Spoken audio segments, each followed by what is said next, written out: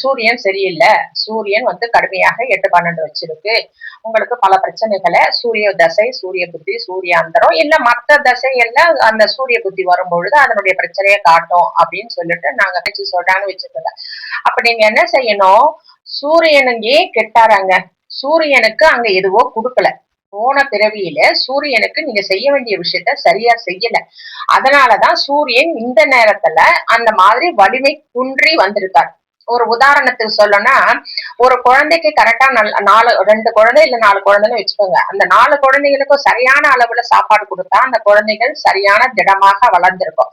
ஏதோ ஒரு குழந்தை சரியா சாப்பிடாம அந்த சாப்பாடு அதுக்கு சரியா கொடுக்கலன்னா அந்த குழந்தை வீக்கா இருக்குது அப்படின்றது சயின்ஸ் பிரகாரம் நம்ம தெரிஞ்சுக்கிறோம் இல்லையா. அப்ப அந்த குழந்தைங்க என்ன செய்யணும், நிறைய சாப்பாடு கொடுக்கணும், வேற விதம் அதாவது சத்தான பொருட்களை கொடுக்கணும், எப்படியோ கொடுத்து அந்த குழந்தையோட உடம்ப சரி பண்றோம் இல்லையா. இதுதான் சயின்ஸ். அதேதான் கிரகங்கள்.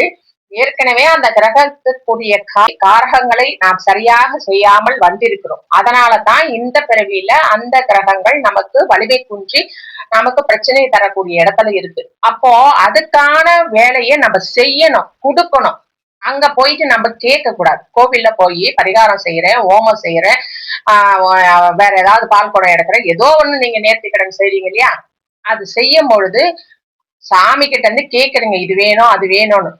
சாமிக்கு கொடுக்கணும், நீங்க கொடுக்கணும், சாமிக்கு கொடுக்கணும் அப்படின்னு சொன்னா, இப்ப சூரியன் அப்படின்னு சொன்னா சூரியன் கெட்டுருக்கு அப்படின்னு சொன்னா நீங்க என்ன செய்யணும், சூரியனுக்கு உடைய கிரகங்கள் சிவபெருமானை வழிபாடு செய்யணும், ஞாயிற்றுக்கிழமை வழிபாடு செய்யணும், கோதுமைய நீங்க தானம் பண்ணணும் அப்படின்னு.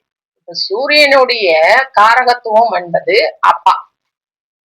அந்த அப்பா மாதிரி இருக்கிற வயதானவர்களுக்கு நீங்க அவங்களுக்கு தேவையான ட்ரெஸ் எடுத்து கொடுக்கலாம், இல்ல சாப்பாடு கொடுக்கலாம், இல்ல அவங்களுக்கு தங்கறதுக்கு ஏதாவது செஞ்சு கொடுக்கலாம், ஏதோ ஒண்ணு அவங்களுக்கு.